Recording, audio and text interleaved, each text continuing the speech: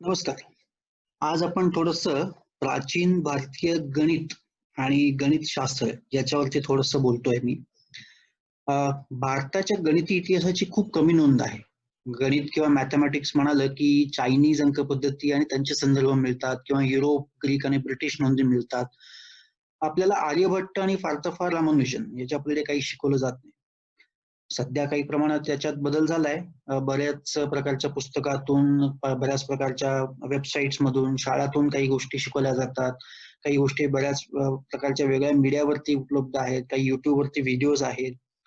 पण ही गोष्ट ही गेल्या 5-6 वर्षात बदलत चालली पण त्याच्या आधीपर्यंत आपल्याला कल्पनाच नव्हती, की आपण काय-काय शोधून ठेवलंय. आता मी सुद्धा एक छोटीशी चक्कर मारणार आहे किंवा असं म्हणा, की या भारतीय गणिती सागरात मी आज तुम्हाला सगळ्यांकडून एक छोटीशी डुबकी मारणार आहे. आता भारताने या गणिती सागराला बरेच मोती दिलेले आहेत. नंबर सिस्टीम आहे, शून्य आहे, निगेटिव्ह नंबर्स आहेत, डेसिमल किंवा ज्याला आपण दशांश पद्धती म्हणतो, बीजगणित आहे, काटकोन त्रिकोण आणि हे सगळं वापरून ग्रह ताऱ्यांमधली अंतर, त्यांची दिशा, त्यांचं स्थान आणि अशा बऱ्याच काही गोष्टी. आता तसं डेसिमल किंवा दशांश पद्धती ही 3ऱ्या शतकापासून वापरात आहे. पूर्वीच्या काळी 1 ते 9 असे अंक वापरत होते. पण या अंक पद्धतीत एक नंबर मिसिंग होता. आणि हाच तो अंक जो भारताने या जगाला दिला. साधारणपणे 9व्या शतकात या अंकाचा पहिल्यांदा व्यावहारिक उपयोग झाल्याचं कळतं. त्याचं एक प्रमाण मिळतं. हा अंक ग्वाल्हेरच्या चतुर्भुज मंदिराच्या भिंतीवर कोरलेला आढळतो आणि हाच तो अंक 0. हे अत्यंत आश्चर्यकारक आहे, की आपण 0चा शोध लावायच्या आधी या जगात हा अंक नव्हताच. म्हणजे प्राचीन ग्रीक, इजिप्शियन आणि चायनीज आणि बरेच सभ्यता बरेच लोक हा 0 वापरत होते, पण एक नंबर नसला प्लेस होल्डर म्हणून. म्हणजे एक टिंब देऊन ते वेगळे नंबर लिहायचे. आता भारतीयांनी या प्लेस होल्डरला एक अंक बनवला आणि त्याला एक वेगळा अर्थ दिला. आता या 0च्या मागे 2 थेअरी आहेत. अशी एक मान्यता आहे, की पुरातन काळी भारतीय लोक मातीत दगड ठेवून गणना करायचे किंवा गणित सोडवायचे. आता जेव्हा तुम्ही मातीतून एखादा दगड उचलता, तेव्हा तिथे एक गोलाकार ठसा किंवा एक रिक्त जागा निर्माण होते. आणि जेव्हा आपण एखाद्या अंकातून तोच अंक काढून घेऊ, तेव्हा ती एक रिक्त जागा म्हणजेच तो 0 असं ते अशी एक मान्यता आहे. आता या 0ला एक सांस्कृतिक सिद्धांत पण आहे. प्राचीन भारतीयांच्या समजुतीप्रमाणे हे सगळे विश्व हे एका व्हॉइड मधून निर्माण झाले. म्हणजे एका सूक्ष्म कणातून निर्माण झालेलं आहे आणि त्या सूक्ष्म कणाला एक अस्तित्व आहे आणि त्यालाच आपण शून्य असं नाव दिलेलं आहे. आता 7व्या शतकात ब्रह्मगुप्तनी शून्याच्या काही आवश्यक गोष्टी सांगितल्या, काही आवश्यक गुणधर्म सांगितले. जसं की 1 आणि 0 यांचा 1 अधिक 0 1, 1 वजा 0 1, 1 आणि 0 यांचा गुणाकार 0. पण ब्रह्मगुप्त भागाकाराला अडकला. असा कोणता नंबर आहे ज्याला 0ने गुणल्यास उत्तर 1 येईल? आता 12व्या शतकात भास्कराचार्यांनी हा प्रश्न सोडवला. भास्कराचार्यांनी इन्फिनिटी किंवा अनंत अशी एक कल्पना मांडली. आता त्यांनी एक श्लोक लिहून ठेवलेला आहे. हा श्लोक इथे आहे. आता त्या श्लोकामध्ये तुम्ही बघू शकता, की इथे अनंत, इन्फिनिटी याचा उल्लेख आहे. मात्रा को जोड़ने या घटाने से खर अनंत में कोई परिवर्तन नहीं होता है. जैसे अनंत अपरिवर्तनीय ज्याला आपण ब्रह्म म्हणतो, का ये दुनिया के निर्माण तथा विघटन के समय जीवित प्राणियों के मृत्यू या जन्म से कोई प्रभाव नहीं पड़ता. सो इथे त्यांनी अनंत म्हणजे इन्फिनिटीची कल्पना मांडलेली. आता इन्फिनिटीची कल्पना त्यांनी सामान्य लोकांना कळेल अशा एका ह्याच्यात पण लिहून ठेवलेली आहे. अशा पद्धतीत पण लिहून ठेवलेली आहे आणि त्यासाठी त्यांनी हे सिद्ध करण्यासाठी त्यांनी एका फळाचा वापर केला. त्यांनी एक फळ घेऊन ती कल्पना मांडली. आता फक्त वेस्टर्न रिसर्च करणारेच लोक फळं वापरून काही नवीन शोध लावतात असं काही नाहीये. आपल्याही जुन्या लोकांनी काही काही वेळेला फळं वापरून शोध लावलेले आहेत. असो. सो आता आपण असं एक कन्सिडर करू की मी एक फळ घेतलेलं आहे आणि त्याला जर का मी हाफ मध्ये डिवाइड केलं तर मला 2 भाग मिळतात. तेच मी त्या फळाला सपोज 1/3 मध्ये डिवाइड केलं तर मला 3 भाग मिळतात.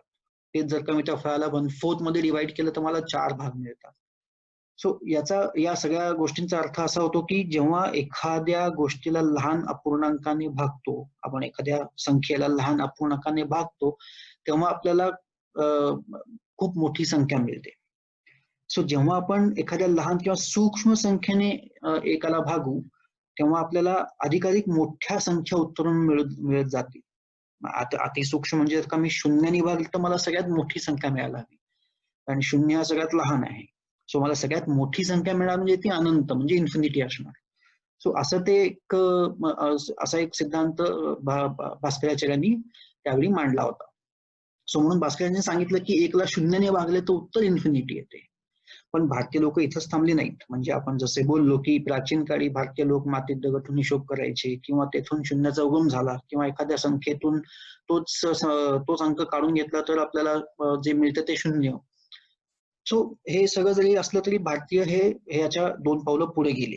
म्हणजे काय की जेव्हा आपण 3 मधनं 3 काढून घेतो तेव्हा 0 राहतो, हे तर ठीक आहे. पण जेव्हा आपण 3 मधनं 4 काढून घेतले तर काय होईल? सो भारतीयांनी एक नवीन संख्या पद्धत वापरायला सुरुवात केली होती किंवा शोधून काढली होती आणि त्याला आपण आज म्हणतो निगेटिव्ह नंबर्स किंवा ऋण नंबर्स. आता ऋण या कदाचित इथेच या ऋण या कल्पनेमुळे येणी किंवा कर्ज या संकल्पना सुरू झाल्या असतील, माहित नाही. सो शून्य आणि ऋण संख्या यांच्यामुळे आपल्या लोकांची गणिती पद्धत खूप प्रगत होती हे सिद्ध होते. लवकरच भारतीयांनी चतुर्भुज समीकरणे क्वाड्रॅटिक इक्वेशन सोडायला सुरुवात केली.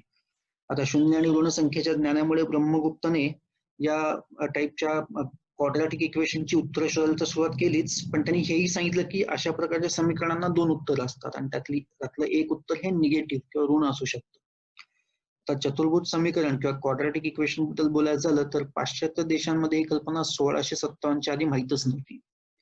15व्या आणि 16व्या शतकात तिकडे अशा समीकरणावर बरेच संशोधन चालू झाले. तेल आणि फर्मॅट या नावाच्या संशोधकांनी आपले संस्कृत मधले चक्रवाल विधी किंवा चक्रवला विधी याचा उल्लेख करून समीकरणे कशी सोडवायची दाखवलं आणि तो शोध त्यांनी त्यांच्या नावावर करून घेतला. आता ही चक्रवाला विधी ही भास्कराचार्यांनी एका वेगळ्या पुस्तकात लिहून ठेवली, त्याच्यावर मी बोलीनच, पण याचा उल्लेख करून एक पुस्तक पण आता प्रकाशित झालेलं आहे, पब्लिश झालेलं आहे, चक्रवाला मेथड म्हणून. आणि आता जे पुस्तक प्रकाशित झाले त्याच्यात तुम्ही बघू शकता भास्कराचार्य, ब्रह्मगुप्त या सगळ्यांना तिथे त्यांनी स्थान दिलेलं आहे. पण हे सध्या झालेली घडामोडी. या सगळ्यावरती मी नंतर बोलेन. आता थोडक्यात काय की ब्रह्मगुप्त आणि भास्कराचार्य यांच्या सख्या विद्वानांनी हे सगळं हजारो वर्षापूर्वी शोधून ठेवलेलं होतं. तर ब्रह्मगुप्तांनी बऱ्याच नवीन नवीन गोष्टी शोधून काढल्या. अंकगणितावर पण त्याचं बरंच संशोधन चालू होतं. पण त्याचबरोबर त्यांनी एका नवीन गणिती किंवा एक नवीन गणिती भाषा त्यांनी विकसित करण्याचा प्रयत्न केला. समीकरणात एकापेक्षा अधिक अज्ञात मूल्य असण्याची भाषा, म्हणजे 2 अननोन व्हेरिएबल्स एक्स आणि वाय, किंवा त्याच्या पुढे जाऊन ट्रिग्नॉमेट्री. आता त्यांनी ट्रिग्नॉमेट्री म्हणजे त्रिकोणमितीमध्ये पण बरेच संशोधन केलं. काटकोन त्रिकोण म्हणजे राईट अँगल ट्रायंगल्सचा सगळ्यात उत्तम वापर हा आपल्या प्राचीन गणितज्ञांनी केलेला आहे. तर काटकोन त्रिकोणामध्ये हा कोन तुम्हाला विरुद्ध बाजू आणि कर्ण म्हणजे अपोजिट साइड आणि हायपोटेनियस या 2 बाजूंचं प्रमाण सांगतो, म्हणजे रेशो सांगतो. आणि त्यासाठी आपण साइन फंक्शन वापरतो. सो हे साइन फंक्शन पण आपण त्याच वेळी शोधून ठेवलेलं आहे. सो हा साइनचा फॉर्म्युला आहे, sine of any angle sine alpha is equal to opposite side divided by hypotenuse. So जर का हा कोन हा 30 डिग्रीचा असेल, अल्फा हा कोन 30 डिग्रीचा असेल, तर साइन 30 हा आपल्याला सांगेल अपोजिट साइड आणि हायपोटेनियस यांचा रेशो. आता आपल्याला माहिती आहे की साइन 30 1/2 आहे.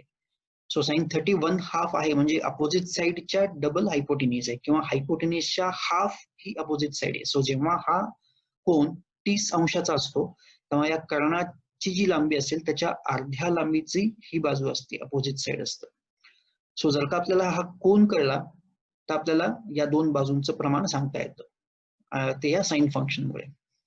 सो थोडक्यात हे साइन फंक्शन तुम्हाला अंतर मोजायलाही मदत करतं. आज याचा उपयोग आर्किटेक्चर आणि इंजिनिअरिंग मध्ये केला जातो. पण आपल्या प्राचीन गणितज्ञांनी पण याचा खूप मोठ्या प्रमाणावर वापर केला. भारतीयांनी याचा उपयोग पृथ्वी, चंद्र आणि सूर्य याच्यामधलं अंतर मोजण्यासाठी केला. कसा? तर जेव्हा चंद्र बरोबर अर्धा असतो, जेव्हा अर्धचंद्र असतो, याचा अर्थ की तो बरोबर सूर्याच्या विरुद्ध बाजूला आहे. सूर्याच्या विरुद्ध बाजूला असेल तरच तो अर्धचंद्र असतो. आणि तो जेव्हा आपल्या बरोबर डोक्यावरती असेल तेव्हा हा असा काटकोन त्रिकोण तयार होतो.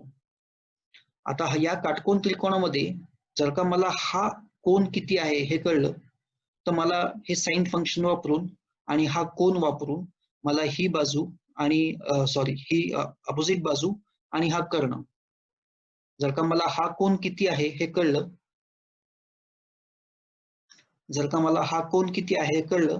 तर मला ही विरुद्ध बाजू आणि हा कर्ण यांचं प्रमाण शोधता येईल. आता पूर्वीच्या काळी हे कोन मोजायचे काही प्रकार, काही साहित्य उपलब्ध होती, आपल्याच लोकांनी शोधून ठेवली होती. यात आहेत काही यास्ती यंत्र म्हणून एक आहे, छापा यंत्र आहे, चक्र यंत्र आहे, आणि ही सगळी यंत्र वापरून एका विशिष्ट वस्तू बरोबर असलेला कोन ते शोधू शकत होते. आता त्यांच्या गणिताप्रमाणे हा कोन आहे 1/7 म्हणजे 1/7 डिग्री. आता जेव्हा 1/7 डिग्रीचा कोन असेल आणि जर का मी 1/7 डिग्री अल्फाच्या जागी सबस्टिट्यूट केला तर साइन ऑफ 1/7 येतो 1/400. सो 1/400 चा अर्थ काय आहे की जेव्हा हे अंतर 1 असेल तेव्हा हे अंतर 400 असेल. म्हणजे थोडक्यात आपल्यापासून चंद्राचं अंतर जे आहे त्याच्या 400 पट लांब हा सूर्य आहे पृथ्वीपासून. पृथ्वीपासून सूर्य हा चंद्राच्या 400 पट लांब आहे असं यांनी सिद्ध केलं.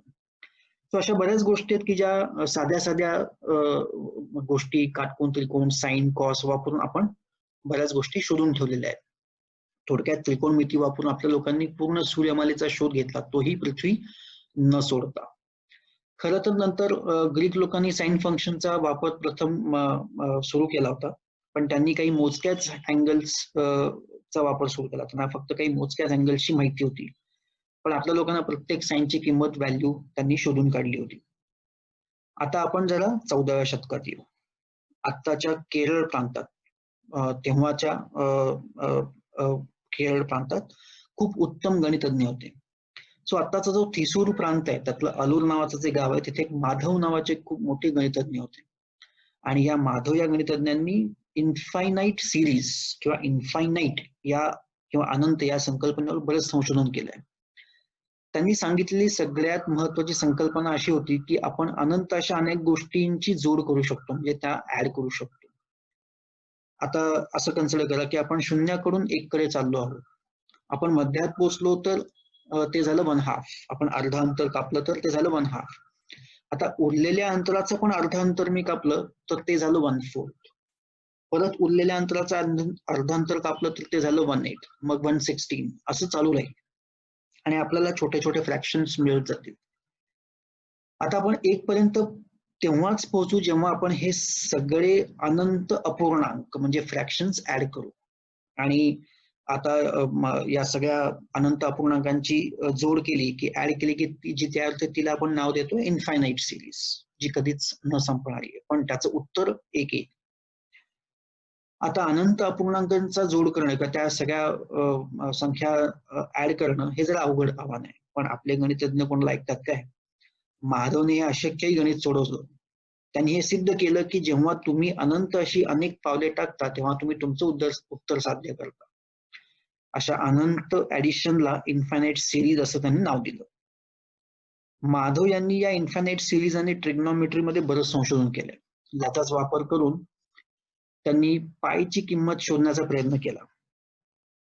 आता पाय हे वर्तुळाच्या परिघ आणि व्यास यांचं प्रमाण म्हणजे रेशो असतो.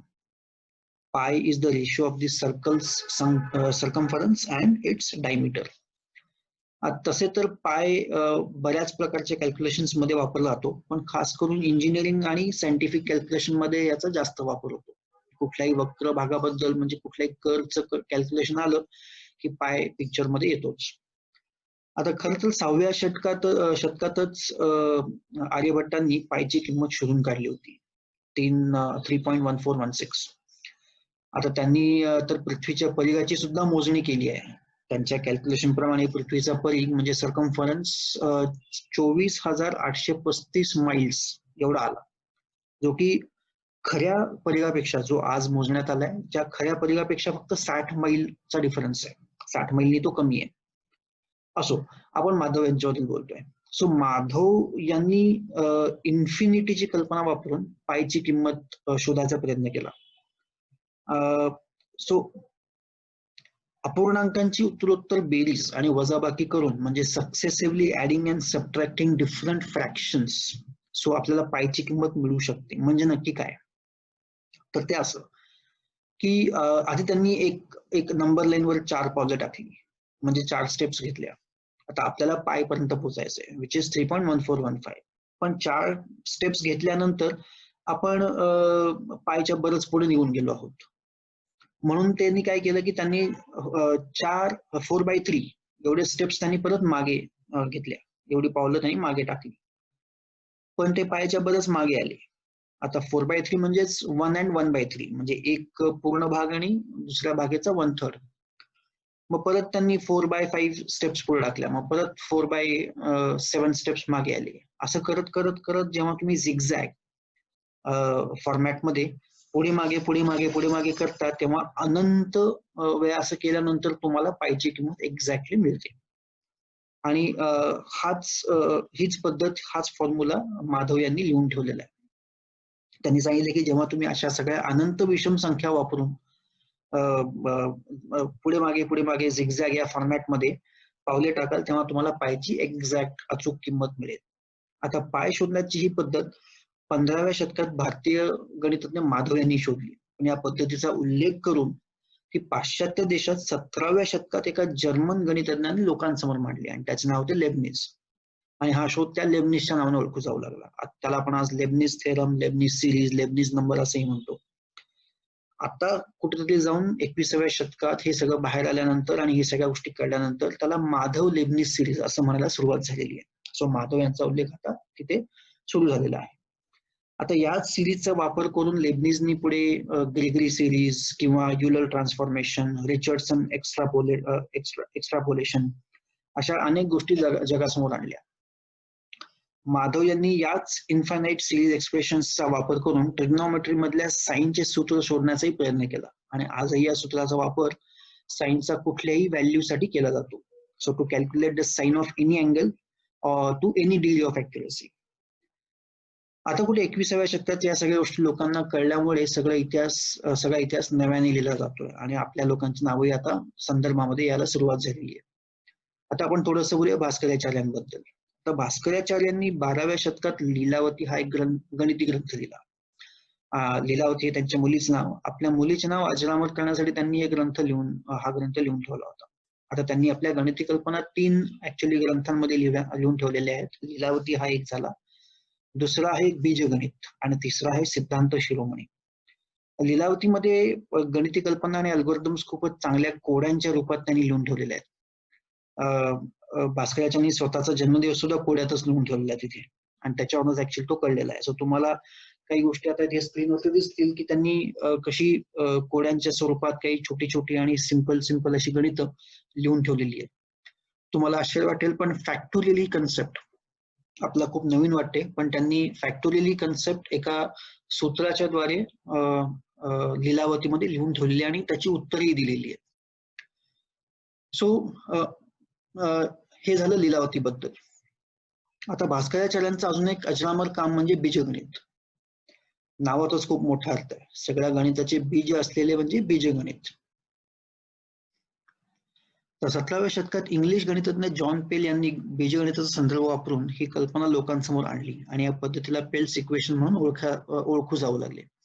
आता खरे तर ही पद्धत बीजगणितात वर्ग प्रकृती म्हणून लिहून ठेवली आहे. त्याला इक्वेशन ऑफ मल्टिप्लाइड स्क्वेअर्स म्हणून पण ओळखलं जातं.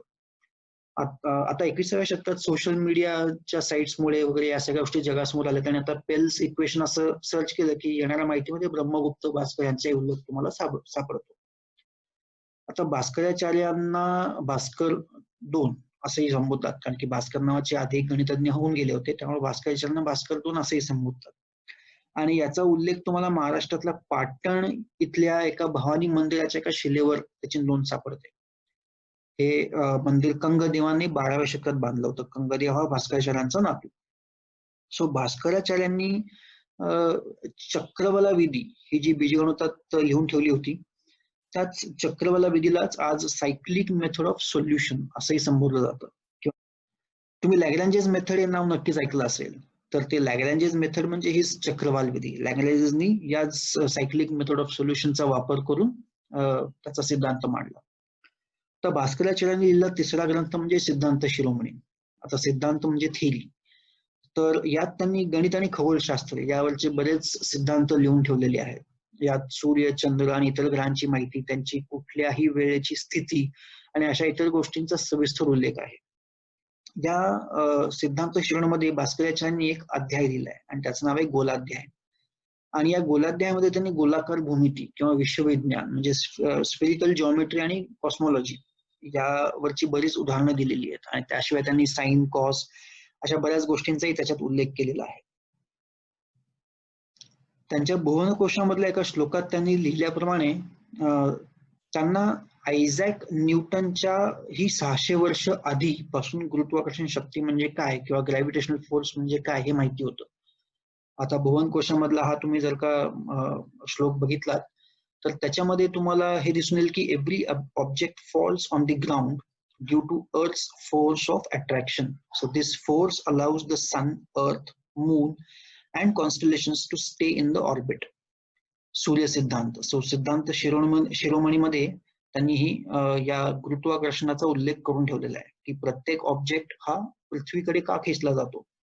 सो गुरुत्वाकर्षण शक्ती म्हणजे काहीतरी एक शक्ती आहे की जी पृथ्वीकडे आपल्याला खेचते याची कल्पना त्यांना होती आणि ते त्यांनी लिहून ठेवलेलं होतं. आता या गोष्टीमध्ये अजून एक गणितज्ञ होते वराहमिहिर.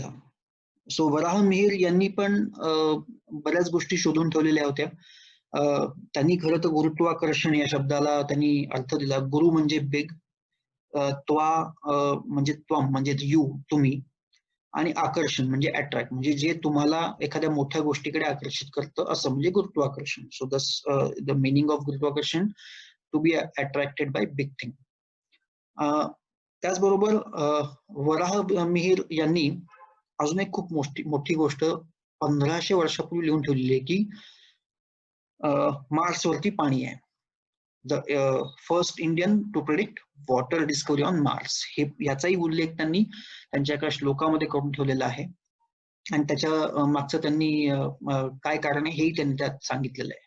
सो वराहमिहिर हे अजून एक खूप मोठे गणितज्ञ होऊन गेले. त्यांचा फारसा उल्लेख आता सापडत नाही. त्यांची फारशी कार्य आणि कामही आता आपल्याला कुठे मिळत नाही. ते सगळं नष्ट करण्यात आले. पण ह्या वराहमिहिर यांनी मंगळावर पाणी असल्याची पहिली माहिती आपल्याला 1500 वर्षापूर्वी दिलेली आहे. आता भास्कराचार्यांच्या लीलावतीचं पार्शियन भाषेत भाषांतर अकबराच्या काळात त्याच्या इतिहासकार अबू अल फैजी यांनी केलं होतं. अबू अल फैजी हा अकबराच्या नवरत्नांमधला एक होता आणि तो एक पोएट होता आणि त्यांनी हे लीलावती जे संस्कृत काम होतं भास्कराचार्यांचं त्याचं त्यांनी पर्शियन मध्ये ट्रान्सलेशन केलं. त्याच्याच बरोबर बीजगणित हे जे भास्कराचार्यांचं काम आहे त्याचं पार्शियन भाषेत जहांगीराच्या काळात अब्दुल रशदी यांनी भाषांतर केलं. सो थोडक्यात काय की आपल्याकडचे हे असे सगळे जे लिहून ठेवलेले ग्रंथ होते यांचं पहिल्यांदा पर्शियन भाषेत भाषांतर व्हायला सुरुवात झाली. बऱ्याच भारतीय ग्रंथांचं भाषांतर हे पारशी भाषेत केलं गेलं आणि तिथून ते नंतर पुढे लॅटिन भाषेत भाषांतर होऊन युरोप आणि इतर पाश्चात्य देशात गेलं आणि तिथून खरी सुरुवात झाली ती युरोपियन रेनिसान्सला. सो युरोपियन रेनिसान्स हा एक खूप मोठा काळ होता आणि खूप महत्वाचा काळ होता. पण या सगळ्याच्या मुळाशी हे आपले प्राचीन ग्रंथ आणि आपल्या प्राचीन गोष्टी आहेत. सो आपण असं म्हणू शकतो की western world where just learning from Arabic and Persian text. पण ते अरेबिक अँड पर्शियन टेक्स्ट खरं तर जे ट्रान्सलेशन मुळे झालं होतं त्या सगळ्या गोष्टींचं मूळ आपल्याकडे आहे. The new ideas which ultimately culminated into Renaissance, and we know that Renaissance really made huge contributions from 15th century onwards. पण या 15th सेंचुरीच्या रेनिसन्सच्या आधीच ऑलमोस्ट 300 वर्ष आधी 400 वर्ष आधी या सगळ्या गोष्टी आपण एक पुस्तकांमधनं लिहून सिद्ध करून ठेवलेल्या होत्या. आता शेवटी मी फक्त नावं दिलेली आहेत सगळ्या गणितज्ञांची स्टार्टिंग फ्रॉम 900 BCE. सो जेव्हा आपण टाइमलाईनचा विचार करतो टाइमलाईन मध्ये दोन भाग आहेत, BCE आणि CE. So before common era आणि कॉमन एरा. सो अशा दोन भाग आहेत. सो बिफोर कॉमन एरा म्हणजे इसवी सन पूर्व ज्याला आपण म्हणतो आणि कॉमन एरा म्हणजे इसवी सन जे आता आपलं सुरू आहे. सो आता 900 BCE. सो 900 BCE म्हणजे इसवी सन पूर्व 900 साली बौद्ध्यान नावाचे एक मोठे गणितज्ञ आपल्या भारतात होते आणि या बौद्ध्यांनी जॉमेट्रीमध्ये बऱ्याच गोष्टींचा उल्लेख करून ठेवलेला आहे. सो त्यांनी हा एक श्लोक पण लिहून ठेवलेला आहे आणि त्या श्लोकाचा अर्थ जर तुम्ही बघितला तर ज्याला आपण आज पायथागोरसचा थेरम म्हणतो तो पायथागोरसचा थेरम या बौद्ध्यान यांनी 900 BCE मध्येच लिहून ठेवलेला आहे आणि तो सिद्धही करून ठेवलेला आहे की ते कसं असतं आणि कसं कॅल्क्युलेट होतं. मी जास्त आता खोलात जाणार नाही, आपल्याकडे वेळ खूप कमी आहे. त्याच्यानंतर तुम्ही 300 BC मध्ये आलात तर कात्यान नावाचे एक खूप मोठे गणितज्ञ होते आणि त्यांनी सुलभ सूत्र असे नावाचे एक पुस्तक पण त्यावेळी लिहून ठेवलं होतं. त्यातले काही अंश आजही आपल्याला मिळतात काही पुस्तकांमधनं, पण ते पूर्ण काम काय आपल्याला मिळू शकलेलं नाहीये. त्याच्यानंतर 500 BC मध्ये तुम्ही आलात तर तुम्हाला पिंगल नावाचे एक मोठे गणितज्ञ होते, की त्या काळात त्यांनी पहिल्यांदा बायनरी नंबर्स म्हणजे 0 आणि 1 फक्त वापरून कशा गोष्टी लिहिता येतील हे त्यांनी शोधून काढलं होतं. त्याचबरोबर मात्रा मेरू म्हणून पण त्यांनी एक कल्पना मांडली होती, ज्याला आपण आज फिबोनाची म्हणतो. तर फिबोनाची खरं तर पिंगल यांनी शोधून काढली होती, पण नंतर ती काही लोकांनी आपल्या नावावरती करून घेतली. आता मला फक्त एकच खूप असं वाटतं कधी कधी आश्चर्य, की 500 BC पासून 500 CE ऑलमोस्ट म्हणजे 1000 वर्षाचा काळ मध्ये गेला. म्हणजे 500 वर्ष इसवी सन पूर्व आणि 500 वर्ष इसवी सन नंतर. या 1000 वर्षाच्या काळात आपल्याकडे एवढं प्रगल्भ ज्ञान असताना सुद्धा या 1000 वर्षाच्या काळात एकही गणितज्ञ कसा नाही होऊन गेला. खूप मोठा काळ आहे 1000 वर्षाचा काळ. सो असं काहीतरी आपण शोधून काढलं होतं या 1000 वर्षांमध्ये, की ज्याचा उल्लेख पूर्णपणे नष्ट करण्यात आलेला आहे. ते काय आहे ते आपल्यालाही माहिती नाही. कदाचित खूप काही मोठा असेल, विमानाचा शोध असेल, सूर्याच्या आणि बाकी सगळ्या ग्रहमालेचा शोध असेल, काही असेल किंवा दुसरी जीवसृष्टी कुठे याचाही शोध असेल, पण ते आपल्याला माहिती नाही. पण 1000 वर्षात एकही गणितज्ञ न होणं, ज्या भागात एवढी सगळी संस्कृती आहे गणिताची, हे थोडं आश्चर्यकारक वाटतं. असो. सो त्याच्यानंतर आपल्याला उल्लेख मिळतो तो आर्यभट्ट यांचा. जसं आपण ऑलरेडी मी सगळ्यात तुम्हाला सांगितलं, आर्यभट्ट यांनी plane trigonometry, spherical trigonometry, continued fractions, quadratic equations, table of sine cos वगैरे, झिरो, पाय, या सगळ्या गोष्टींचा त्यांनी शोध लावला होता. म्हणूनच आपलं जे पहिलं सॅटेलाइट होतं इंडियाचं, त्याला आर्यभट्ट असं नाव दिलं होतं. त्याच्यानंतर वराहमिहिर यांच्याबद्दल जास्त माहिती मिळत नाही, पण त्यांनीच पहिल्यांदा मार्सवरती पाणी असल्याचं लिहून ठेवलं होतं. त्याच्याशिवाय त्यांनी बृहत संहिता पण नावाचं एक पुस्तक लिहून ठेवलेलं आहे. त्याच्यानंतर येतात ते येतील सभा. आता येतील सभा हे स्वतः जैन होते आणि त्यांनी तिलव्यापनत्ती नावाचं त्यांनी एक पुस्तक लिहून ठेवलेलं होतं आणि त्याच्यात त्यांनी बऱ्याच प्रकारचे सगळे ग्रह, तारे यांच्याबद्दलची बरीच माहिती लिहून ठेवलेली आहे. त्याच्यानंतर येतात ते ब्रह्मगुप्त, भास्कर. आता यांच्याबद्दल मी बोलणार नाही फारसं, कारण की आपण ऑलरेडी खूप काही बोललेलो आहोत. सो आपल्याकडे खूप चांगली संस्कृती आहे गणिताची. महावीर राहून गेले, त्यानंतर हेमचंद्र, भास्कर 2, नारायण पंडित, माधव, याच्याबद्दल आपण आता बोललेलो आहोत. आणि जर का तुम्ही ही नावं पुढे बघितलीत तर तुम्हाला खूप मोठी लिस्ट मिळेल आणि ही आजपर्यंतही चालू आहे. अगदी रिसेंटली म्हणजे 1980 मधल्याही नावाचा उल्लेख मिळतो, विमल कुमार म्हणून आहेत. सो म्हणजे आपल्याकडे गणिताची खूप चांगलीच मोठी हिस्ट्री आहे. अगदीच रिसेंटली बघायचं झालं तर राधाकृष्ण डॉक्टर राव म्हणून त्यांची ओळख आहे. बॉर्न इन 1920, एज 97, म्हणजे आता रिसेंटली 2017 मध्येच त्यांचं निधन झालं. ते खूप मोठे इंडियन अमेरिकन मॅथमॅटिशियन होते आणि त्यांनी क्रॅमर, राव बाउंड किंवा राव ब्लॅकबेल थेरम, ऑर्थोगोनल ॲरेज, स्कोर टेस्ट अशा बऱ्याच गोष्टी शोधून काढल्या. आणि खूप महत्वाची गोष्ट म्हणजे जर का तुम्ही बघितलं तर त्यांनी 2009 मध्येच data mining using neural network असं एक पुस्तक पण पब्लिश केलेलं आहे. याचा अर्थ जी गोष्ट आज आपण कधीतरी कुठेतरी वाचतो, वापरली जाऊ शकते आणि त्याच्यावरती खूप मोठे रिसर्च चालू आहे, न्यूरल नेटवर्क्स, याच्यावरती त्यांनी 2009 मध्ये पुस्तक प्रकाशित केलेलं आहे. आता पुस्तक प्रकाशित करणं ही खूप मोठी प्रोसेस आहे. मी स्वतः 5 पुस्तकं प्रकाशित केलेली आहेत. सो तुम्हाला 2009 मध्ये पुस्तक प्रकाशित झालेलं दिसतं, म्हणजे त्यांनी त्याच्यावरती काम 2005 पासून सुरू केलं असणार, 3-4 वर्ष तरी काम केलेलं असणार. सो आज जी गोष्ट आपण कदाचित वापरू एखाद्या सोल्युशनसाठी असा विचार करू शकतो, ती गोष्ट डॉक्टर राव यांनी 15 वर्षापूर्वी लिहून ठेवलेली आहे कशी वापरायची. सो आपल्याकडे गणिताची आणि गणितशास्त्राची खूप मोठी परंपरा आहे, खूप मोठी संस्कृती आहे. जसं मी मागे तुम्हाला याच व्हिडिओमध्ये सांगितलं होतं की वेस्टर्न वर्ल्ड हे फक्त अरेबिक आणि पर्शियन टेक्स्ट मध्ये जे आहे, जे होतं, जे अवेलेबल होतं, त्याचाच वापर करून त्यांनी पुढची पावलं टाकली. पण ते फाउंडेशन हे आपण क्रिएट केलेलं आहे आपल्या भारतीय संस्कृतीतनी आणि आपल्या गणितज्ञांनी केलेलं आहे. सो आपला या जगाच्या गणितशास्त्रामध्ये खूप मोठा सिंहाचा वाटा आहे असं मला म्हणायचंय.